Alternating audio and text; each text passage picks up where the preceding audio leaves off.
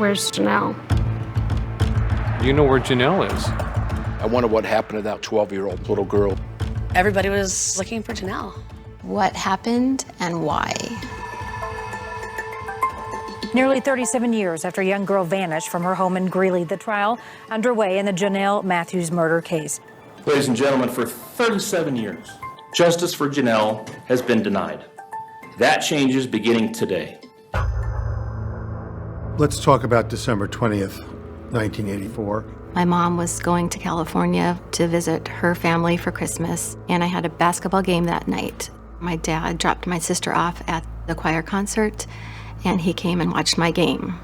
Jonelle needed a ride home, so she hopped in our truck and we took her home. My dad waited until he saw her flick on the light. That was our sign that she made it inside and everything's fine. I came home and you could tell Jonelle had been there. I yelled out, "Hi, Jonelle. Jonelle, are you there?" No answer. I got home probably between 9:30 and 10. Jennifer, do you know where Jonelle is? And I said, no, she should be here. Was there anything out of place in the house? Not to me. I'm starting to feel real uneasy. I called the police and told them that my daughter was missing, and they did uncover some footprints. I called home, and he said, I just have to tell you something. We can't find Jonelle. I just had a sick feeling to my stomach. Tell me a little bit about Jonelle. Just sweet, bubbly, fun. So kind, so nice. Always seemed to kind of be the life of the party, and you always knew Jonelle was around. Years go by. 5 years. 10 years. 20 years. 30 years. The police were working like hell to get this case cleared. We just had to wait 35 years. Jonelle was finally found. A bulldozer operator uncovered the bones More than 20 miles from her old home. I didn't want that to be Jonelle. I really wanted to not know. The discovery of her body was not the end of the story. This is Steve Panky. Panky is a person of interest in a homicide out of Colorado. I've never met Jonelle Matthews. He's run for governor. Never met her, never talked to her. He ran for sheriff. Never heard of Jonelle Matthews. He likes to talk. He's a talkative guy. I voluntarily gave my DNA. But he's not a murderer. I want to hear what he has to say about that night. Could you please state your name and spell your last name? Stephen Dana Panky. When you heard that Panky was going to take the stand, how did you react? I was so surprised. And CBS 4's Kelly Worthman is watching the trial as it all unfolds and joins us now from the newsroom. You don't often have a person who is being charged with murder to take the stand. I did some things that were wrong. Did you ever think this case would end this way? I didn't. I did not see this coming. We, the jury, find the defendant, Stephen Dana Panky.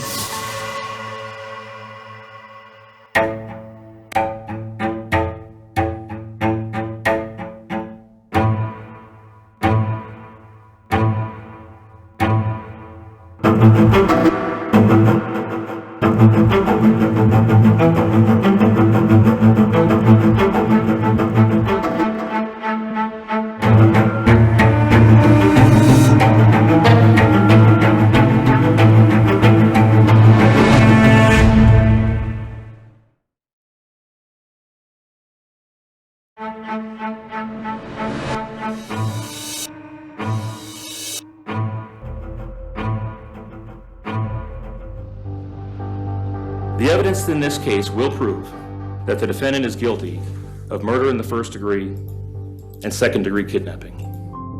It had been nearly 4 decades since December 20th, 1984, when Jonelle Matthews, just 12 years old, was kidnapped from her home and murdered.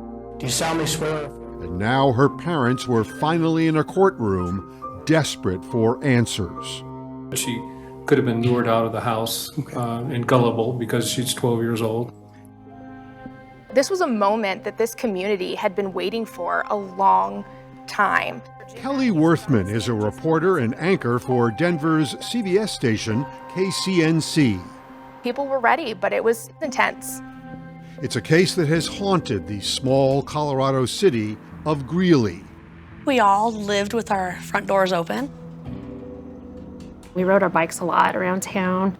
Jonelle Matthews' friends Darla Jensch and Deanna Ross remember growing up with Jonelle. We had sleepovers, birthday parties. We just had a big group of friends.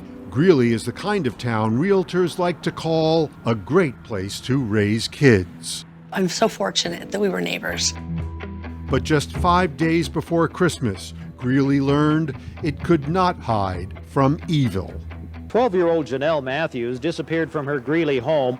It's believed she's the victim of a kidnapping. It was such a mystery this whole thing happened. Just like that, Darla lost her childhood friend. Do you remember being afraid? Oh yeah, I remember being afraid. As a community, it rocked Greeley. Jonelle Matthews will turn 13 in 2 weeks. No one knows where she'll spend her birthday. You would be the last people to whom something like this would happen, I would think. Yeah. Jim and Gloria Matthews had moved to Greeley just 6 years earlier to raise their young daughters, Jennifer. We were happy. And Jonelle. Were you a close family? Definitely. Gloria was working at a restaurant, and I was an elementary principal. We were very involved in our church, and we just had a very full life. At least they did until that night, December 20th. That's when Jonelle went to sing in a school choir concert. She was interested in any kind of performing thing. Afterwards, she got a ride home with Deanna Ross and Deanna's father. That was about 8 p.m. And you drove off thinking what? That I'd see her the next day at school. I came home by myself. Jim Matthews recalls arriving home at about 9:30 p.m. and found that his daughter wasn't there. Did it occur to you that maybe she had run away?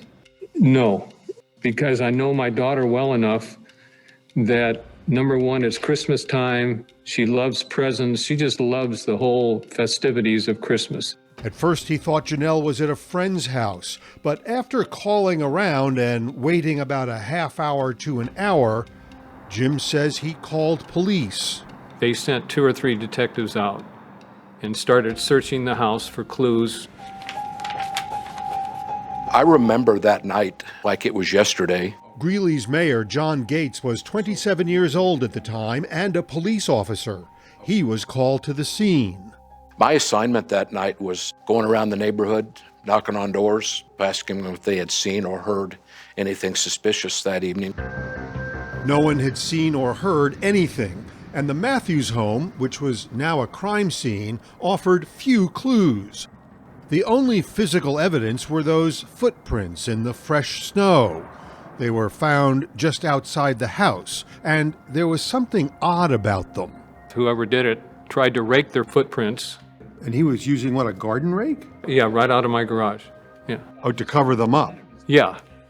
Peculiar, huh? Yes.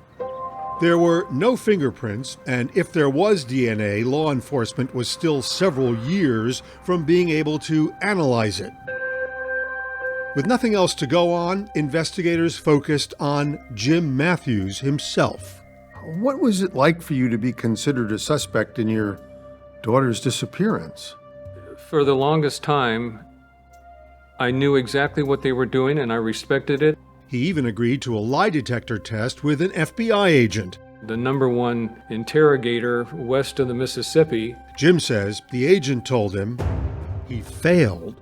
I just kept telling him, I said, listen, I'm telling you the truth. I'm telling you everything I know. Then I had another one with the local police. That's when I started losing it. I said, listen, I have been very honest. I've been accessible to you anytime you want it, but I'm getting sick of this because I am innocent. Matthews was eventually cleared, leaving no suspects or leads. A group of Greeley residents worked hard to keep Jonelle's story alive. The Rescue Jonelle Committee made all kinds of things happen. They made headlines. Jonelle became one of the first missing children whose photo appeared on milk cartons across America. I learned about Jonelle Matthews of Greeley, Colorado. And even President Ronald Reagan got involved. He mentioned Jonelle in a speech about missing children. 5 days before Christmas, Jonelle disappeared from her home. But Jonelle's family and friends could only attract that kind of attention for so long. With no real evidence of what happened to the 12-year-old, the case went cold. But Jonelle was far from forgotten. Everywhere we went, I was always looking for her. I always had hope that I would find her. In my dreams, she always came home. You know, she always came home. I love this picture. But in reality, there was no sign of Jonelle. I like that picture too. A major development to tell you about in a mystery that is more than 3 decades old. And then on the 23rd of July, 2019, nearly 35 years after Jonelle's disappearance, police finally had that breaking news to share. Wow. It was a complete shock. A crew digging a pipeline in a remote stretch of land just southeast of Greeley had discovered human remains with a gunshot wound to the head. They were confirmed by the coroner to be those of Jonelle Matthews. It was agony for Jonelle's mother, Gloria, who could no longer hope her daughter would come home. We are going to know that she was murdered. The question was, who killed Jonelle? I heard that a girl was missing from Greeley, Colorado. Police might have been closer to an answer than they knew. I lived in Greeley, Colorado. This man, Steve Panky, was once a candidate for governor of Idaho. I am one of the people who wants to represent you. He was a person who sure was interested in the case. I contacted the FBI. And made himself, I knew more than I wanted to know, okay? A person of interest. I told the FBI, I want to talk to you. It may or may not have something to do with the Jonelle Matthews case.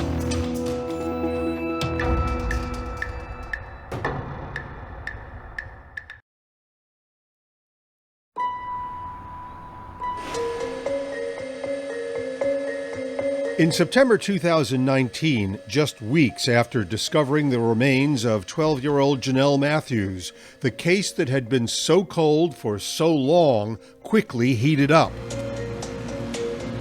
Authorities searched a home in Twin Falls, Idaho. They've got full SWAT gear on, they've got rifles, and they're pointing them at me. It belonged to Stephen Panky. Tonight's top story. His house was searched by the Twin Falls Police Department. In a matter of days, the search was all over the news, but not because police were talking. Don't spit in my face, don't accuse me. It was Stephen Panky who started talking. I've never met Jonelle Matthews. To just about anyone who would listen. I've never met anybody in her family. Including CBS affiliate KMVT. Make sure the viewers hear that I voluntarily gave my DNA. I offered to take a polygraph. Police won't directly confirm any of that. I'm Kelly Worthman. Here's a look at today's top stories. Kelly Worthman interviewed Panky for Denver's CBS station over FaceTime. If I gave my DNA, that would be kind of like a knockout blow. Did you kill Jonelle Matthews? Absolutely not. We tried to get our own interview with Panky. Would you let us talk to your client? No, I will not. But by then, defense attorney Anthony Viorst had silenced his chatty new client. Mr. Panky likes to talk. He does. To some extent, we're going to just have to have to face that. Jonelle's father, Jim, says the fast-breaking news about Panky surprised him. We had never heard the name Steve Panky. We were totally clueless about this guy. But as it turns out, when Jonelle vanished in 1984, Panky lived in Greeley, about 2 miles from the Matthews home. At the time, I was married and I had a 5-year-old son. Greeley was much smaller then, and Panky was known around town. I had met him in about the mid-1970s. You remember that? I do. Yeah, he worked for my father. So I remember meeting him. Greeley Mayor and former police officer John Gates knew Stephen Panky and says he was not considered a person of interest in the early days when Jonelle first disappeared. Was Panky questioned at all in the early days of this investigation? Not to my knowledge. Where was he the night Jonelle Matthews disappeared? Anthony Viorst says his client has an alibi. He was at home that night with his wife and child. Panky says the morning after Jonelle disappeared, he and his family left Greeley for 5 days. We went to California to be with my parents for Christmas.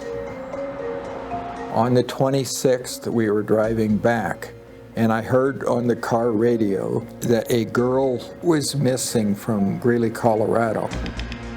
Of course, you think that's terrible, but lots of kids go missing,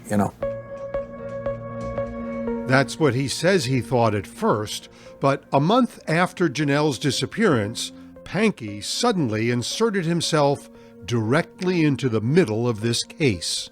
I contacted the Fort Collins FBI office and volunteered some information about Jonelle's disappearance. I said, I want to talk to you. It may or may not have something to do with the Jonelle Matthews case. Steve Panky claims that 7 days after Jonelle disappeared, his father-in-law, a groundskeeper at a Greeley cemetery, shared some disturbing information. He told me that a cop had contacted him and said that he had a body he wanted to be buried. Panky told KMVT that he shared the information with the FBI because he feared that somehow someone might be trying to implicate him in Jonelle's murder. I want to at least be on record that I talked to you so I don't get possibly an obstruction of justice charge. It's a wild-sounding story, and 48 Hours can't confirm it or even that he went to the FBI. Law enforcement records show that Panky had other unrelated run-ins with Greeley police. They describe mostly minor and nonviolent allegations like creating a nuisance and harassment. In fact, the day before Jonelle disappeared, Panky was arrested at a bank for harassment and criminal trespass. He argued with the bank teller and the police were called. The police and court records of what happened with the charges are no longer available. And that's the kind of thing that's happened to Mr. Panky over the years. He's had periodic, sort of spats with people because he is an irascible, prickly guy. But police clearly thought it was more than that and were looking closely at Panky's past, possibly including a case from 1977 when a 26-year-old Panky was charged with sexually assaulting a woman he met in church. Steve, welcome to Unfound. In this 4-hour-long podcast, recorded in November 2019, in 1977, I was a youth pastor at the church. Panky claims he was dating his accuser. She was 23 years old. There was a sexual encounter, and she later said it was non-consensual. The woman eventually asked that the case be dismissed. And it has nothing to do with this case, nothing. He's a firm adherent to the Ten Commandments, which include thou shalt not kill. But Jim Matthews, who joined that same church not long after Panky left, says there's another commandment Panky seems to be having trouble with. Thou shalt not bear false witness. He was not a youth worker at our church. He was the janitor. Do you believe that he was a threat to children in that church? We don't know. Anthony Viorst says he isn't worried. There's no physical evidence whatsoever to connect Mr. Panky to this crime. Zero physical evidence, okay? John Gates knows the evidence is circumstantial, but he believes it is as strong as it is strange. This is some of the most bizarre stuff I've ever heard, and I've been around the block.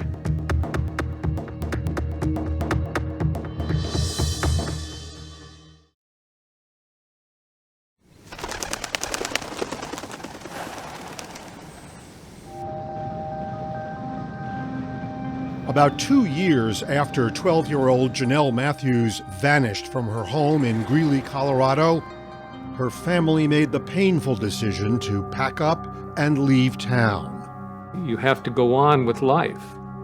You can't let this consume you. Around that same time, Stephen Panky, his young son, and his wife, who was pregnant with their second son, also left Greeley. The Panky family bounced around from state to state for a while. In 1989, they settled in Idaho. But Panky admits he could not stop thinking about Jonelle. It would be in the back of my mind about this case.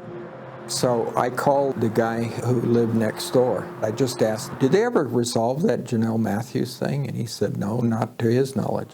But Panky might have been more than just curious. In 1999, he told the Idaho Supreme Court, after a conviction for once again causing a scene in a bank, that the conviction, which was dismissed years later, was in part an attempt to force him to become an informant in Jonelle's disappearance. He also wrote that he feared he might get the death penalty for revealing the location of her body. See, that's weird. I mean, why would he say that if he didn't know where Jonelle Matthews was buried? Well, here's what I'll say, Richard. I agree with you that it's weird. It just makes zero sense. It's just he is a strange guy. And we submit that he never knew where the body was because he didn't do this. But over the years, there was even more strange behavior, moments that authorities believe add up to circumstantial evidence. What did you think of him? How did he seem to you? Very odd. Kevin Schneider says he met the Panky family when they first moved to Idaho. His son was friends with Panky's son, Mark. Did your son ever see any unusual things at the Panky house when he was over there? Yes, he did. One time, I guess, their family dog was doing a lot of barking and it was irritating Stephen, and he took duct tape and wrapped it around the dog's muzzle. Oh. Panky denies he ever did that, but Kevin says Panky's son Mark was so unhappy living at home that the Schneiders took him in for about 6 years. He couldn't take his dad. In 2001, Panky's wife filed for divorce, and he moved to Shoshone, Idaho, where in 2004, without any experience with law enforcement other than being arrested, he ran for sheriff. He lost, but Panky still wanted to be sheriff somewhere. In 2008, he thought about running in Twin Falls, where he went to church with Ryan Horsley, a political consultant. I was kind of confused because our local sheriff actually went to our church. He wanted to run against a fellow church member? Yeah, it just seemed really weird that he didn't have a grievance against our local sheriff. It just seemed like he was just running just to run. Panky might have thought better about running in Twin Falls. In 2008, he ran for sheriff in Shoshone once again. And, once again, he didn't come close to winning. My name is Steve Panky. But his political ambitions grew, and he became a serial candidate. He's ran for lieutenant governor once. He's ran for governor 2 times. I humbly ask for your vote on May 15th. One of the times he ran for governor was a real dumpster fire. What made that campaign a dumpster fire? He ran under the Constitutional Party. I know you don't like me. At their state convention, he claimed that they tried to do an exorcism on him. I'm sorry, did you say an exorcism? Yes. I know that you're a politician and not a priest, but did he seem in need of an exorcism? It just seems strange. I was just kind of glued to the headlines this whole time on just his stories, that they just didn't make sense. For the record, the Constitution Party denies Panky or anyone else was exorcised, at least by them. I humbly ask for your vote on May 15th. In 2018, Panky made a second attempt at becoming governor, and to no one's surprise, he lost. And Ryan Horsley says That's when Panky started collecting guns. Out of the blue, he began purchasing firearms and later found out that Greeley Police Department had been contacting him regarding this murder investigation. And 6 weeks after Jonelle's remains were discovered, authorities were at Panky's front door with a search warrant. They searched this place, they took my laptop. Panky had an interesting next move. He ran for sheriff again. Vote Steve Panky for sheriff. I think that was his last-ditch effort, honestly. To do what? To halt any investigation, to halt him getting arrested. It didn't work. It is with great honor today that we announce that the grand jury indicted an individual named Stephen Dana Panky for the kidnapping and murder of Jonelle Matthews. On October 12, 2020, police arrested Stephen Panky for kidnapping and first-degree murder. To the Matthews family, I pray that this news brings you some closure and hope as we continue to pursue justice for Jonelle and your family. Defense attorney Anthony Viorst says the case against his client is just a weak and circumstantial collection of strange behaviors. I don't like to divulge my defense, on national television, but I don't think it's going to be any surprise when I tell you that they've got no motive whatsoever for this crime. There's absolutely no indication Mr. Panky knew this girl, knew where she lived, had any desire to kill her. But the district attorney's office felt they had enough evidence to go to trial. Please be seated. And on October 13th, 2021, a jury was seated. Steve Panky is innocent. And ready to hear the case.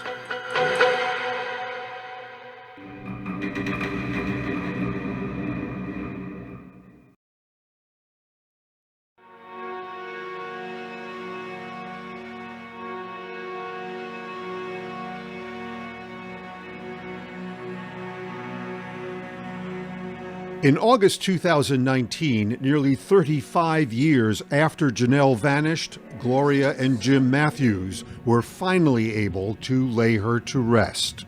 We knew that we wanted to give her a dignified burial, and I'm not a real emotional person, but boy, the floodgates opened up for both of us.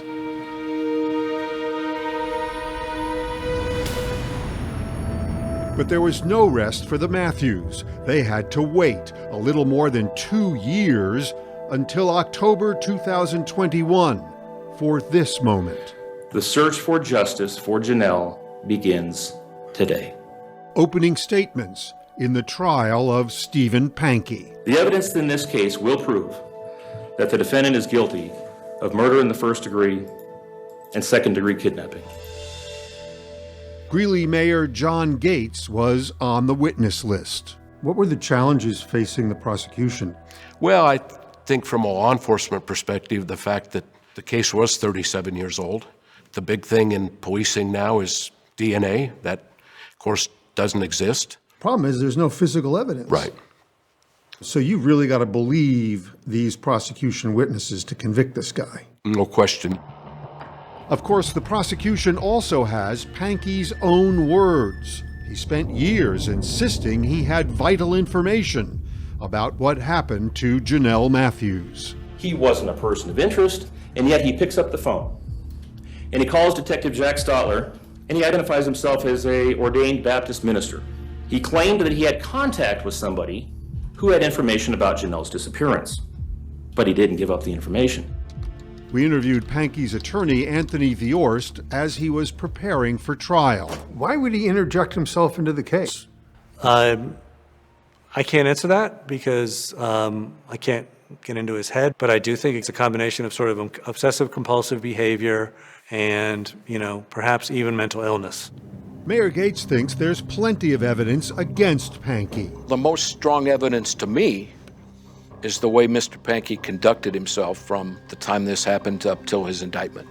The bucket of bizarre means a lot to me. It builds a really, really strong circumstantial case in my mind. Well, at some point, your name came out of that bucket of bizarre. Yes, it did. And that's why Gates became a prosecution witness. He testified about a call he got back in 2019 about a bizarre claim Panky made in a letter to the media. I was sitting at my desk one day some time back and had a call from a journalist in Idaho that told me that I'd been named as a person of interest in this case by Mr. Panky, and I think my jaw probably hit my desk, and I said, "What?" In another jaw-dropping move, in that same letter, Panky also named himself as a person of interest, while still insisting he's innocent. Mr. Panky loves the limelight. He just does, for whatever reason. It's a hell of a way to get the limelight, isn't it? It's not a good way. I wouldn't recommend it to anyone. For Panky, it might have started getting a little hot under the limelight, if you will, when the state's star witness took the stand. My name is Angela Hicks. She is Stephen Panky's ex-wife. Describe what happens on December 21st at your house. That was just one day after Jonelle disappeared. Angela Hicks says her then-husband came home and seemingly out of the blue announced they were leaving on that trip to California. And they were leaving quickly. He said, "Get us ready to go. We're leaving before daylight tomorrow morning to go to Big Bear for Christmas." Hicks says on their way back to Greeley, Panky insisted she turn on the radio. She says that shocked her because Panky had forbidden radio and television use in their house about a year earlier. No more music, no TV, no radio, no newspapers. This is going to be a godly home. But Angela Hicks says that day her ex-husband was obsessed, making her flip the dial in search of news about Jonelle's disappearance. How long were you driving as you flipped stations looking for news stories about Jonelle Matthews? Several hours. Once back in Greeley, she says Panky drove right past their house straight to the grocery store, where he made her buy the local papers and search for news about Jonelle. He wanted me to read each article out loud to him. Hicks says Panky, over the years, would bring up Jonelle or react strangely when others did. And she got really concerned when she found a note in the trash. And one of the things notated in his handwriting on this piece of legal paper was snow outside the Matthews house was raked. Remember those footprints in the snow that somebody, possibly Jonelle's abductor, tried to conceal using a garden rake? Prosecutors say only the Matthews family, investigators, and presumably the killer knew about them. But apparently Panky knew. He even mentioned them in a 2019 conversation with investigators. And that is arguably the one piece of evidence that arguably ties Mr. Panky to the crime. Arguably? They never released the information about the rake. So here's what I'll say. It's our position that it was divulged by law enforcement, all right? By the police? Yeah, they told him, all right? And furthermore, Viorst told the jury that Panky wasn't the only person who knew about those raked footprints. Norris Drake, ladies and gentlemen, knew that the footprints were raked. Norris Drake. Viorst claims that he is Jonelle's killer. In the years after Jonelle disappeared, Drake was arrested on multiple unrelated misdemeanor charges. Norris Drake murdered Jonelle Matthews. As a reporter, you start looking around and start trying to do some searching of who this person is. Kelly Worthman and others covering the trial had never heard the name Norris Drake before, but unlike Panky, Drake had been questioned by police about Jonelle's disappearance. His mother and sister lived across the street from the Matthews home, and he was at his mother's house the night Jonelle was taken. There were no signs of a struggle inside the Matthews home. He could have been someone that Jonelle had either seen before, or she might have willingly opened the door, let him in, might have willingly gone with him if he had said, "Something happened to your family, come with me." So that's why there was no struggle, all right? Because Norris Drake got her to leave the house. On the night Jonelle vanished, Drake was unaccounted for several hours. But when did he go missing? Police stopped investigating him when his mother told them Drake was still with her in her house at the time Jonelle is believed to have disappeared. But it raised some significant and I think important questions. And Viorst had more. based on testimony by a former girlfriend of Drake's. Norris Drake had an interest in young girls who had recently reached puberty. Exactly what Jonelle was. Exactly. Norris Drake died in 2007, but many thought Viorst's theory about him helped Panky's case. But the most talkative person in this case had yet to be heard from. Panky himself would take the stand. The truest thing you've ever said is you're a master manipulator, right? Maybe.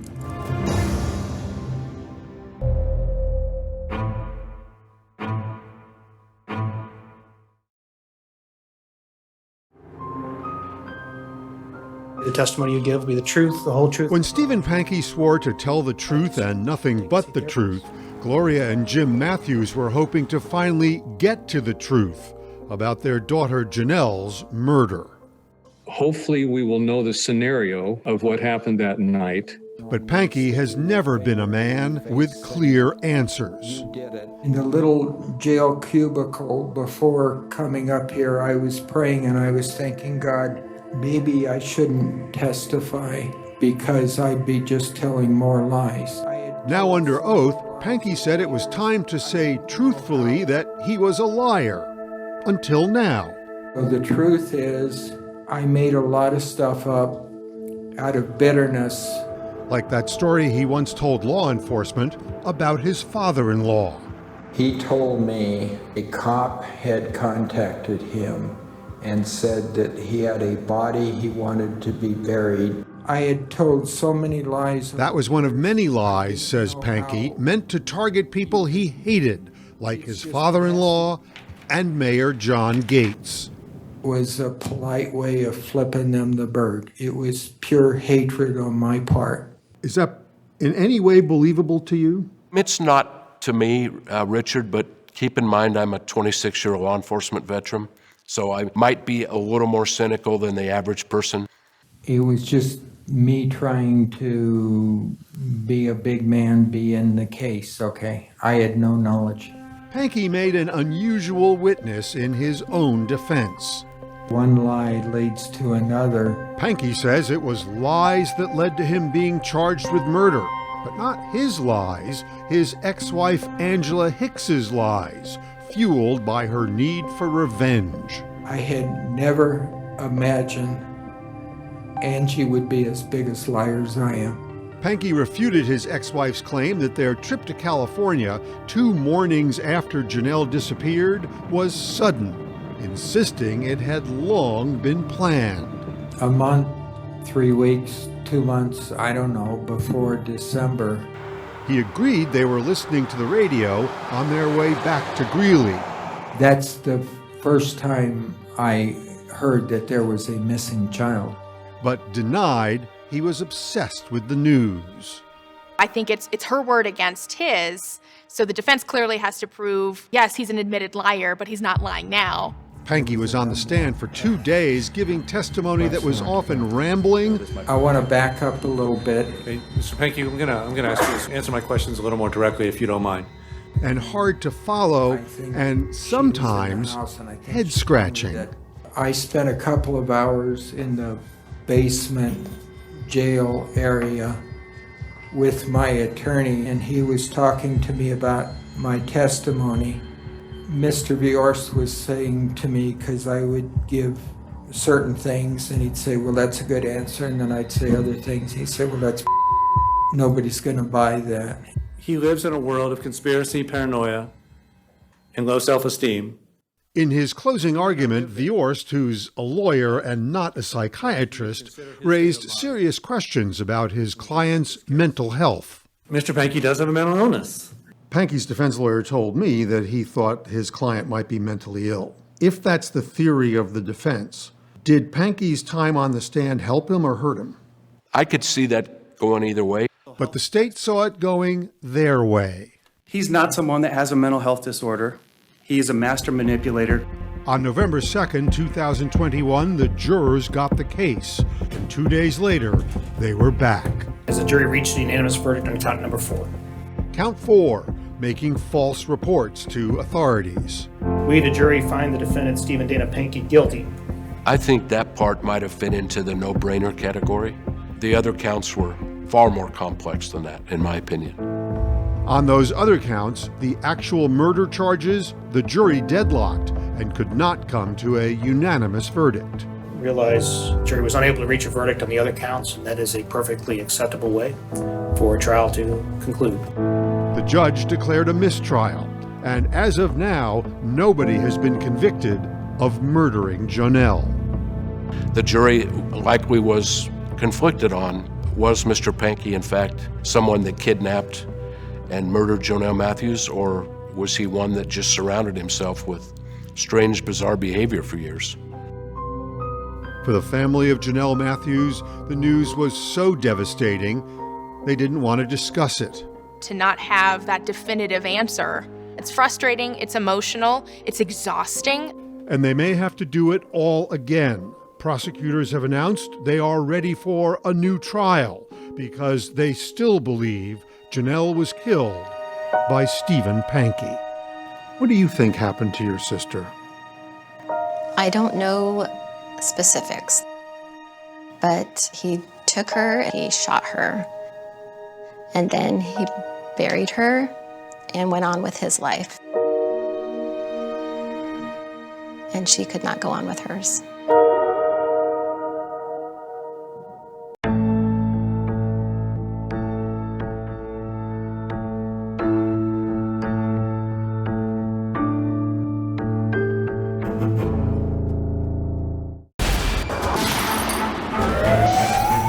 Hours.